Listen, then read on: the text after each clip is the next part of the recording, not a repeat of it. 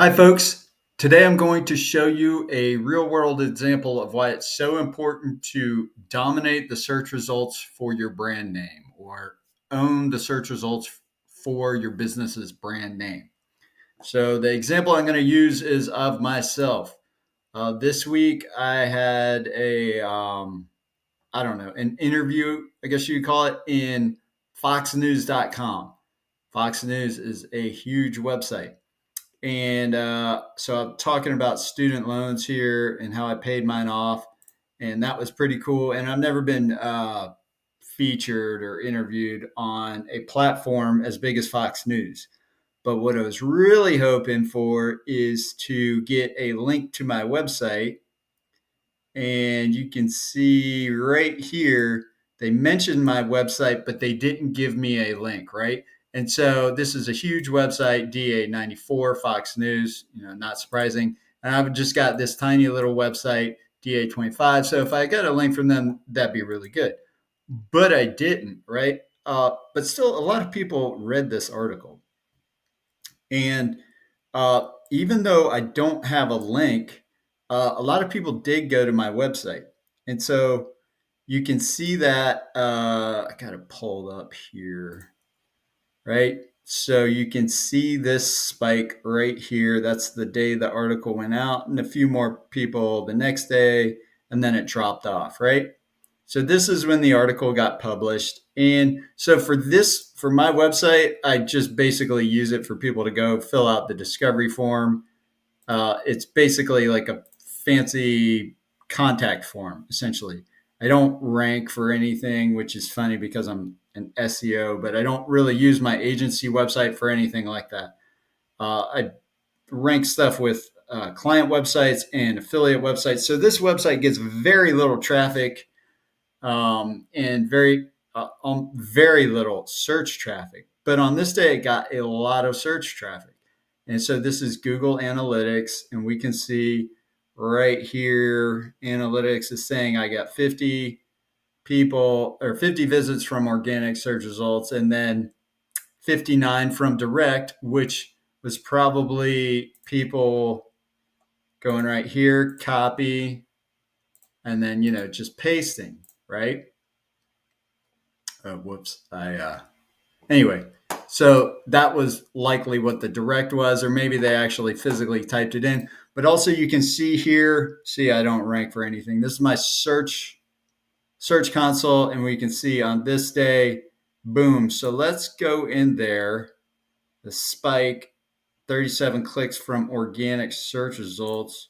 Go over here to pages, to my home page is the top page, right? And let's just do last 7 days. Apply, because there we go. There's the spike. And so we go, here's the page. Let's click on the page. Let's go to queries. What was the top thing people were searching for? My brand name, right? So why is it important to own your brand? Well, I was hoping to get a link here. I didn't, right? So let's go to Google. So what people did was they went over here and they just typed in determined solutions, right? And the very first thing you see is my website, right? Well, that's pretty normal. That's what you want to see. Sometimes you don't see that when you do a search for like your local plumber or your local dentist or whatever local business, right? A local hardware store. So the first thing you want to do is make sure that you are the very first thing that shows up when someone searches your brand name. But then when it comes to dominating your brand online or owning your brand online or whatever you want to call it, I make sure that everything on this page, so this is my Chamber of Commerce, this is a business listing, right? Here's another business listing, or you could also call it a social media listing, another business listing, Yelp. All this stuff goes right back to my website, right? And then you got my big Google business profile, Google My Business, whatever, right? And so, like, even if someone clicked on the wrong thing, it's still me, and they're going to go back to my website, right? And the reason why that's important is because that's what real businesses and real brands do, right? So when you go to Nike, everything here is about Nike, about their stores where you can buy their products, about their products.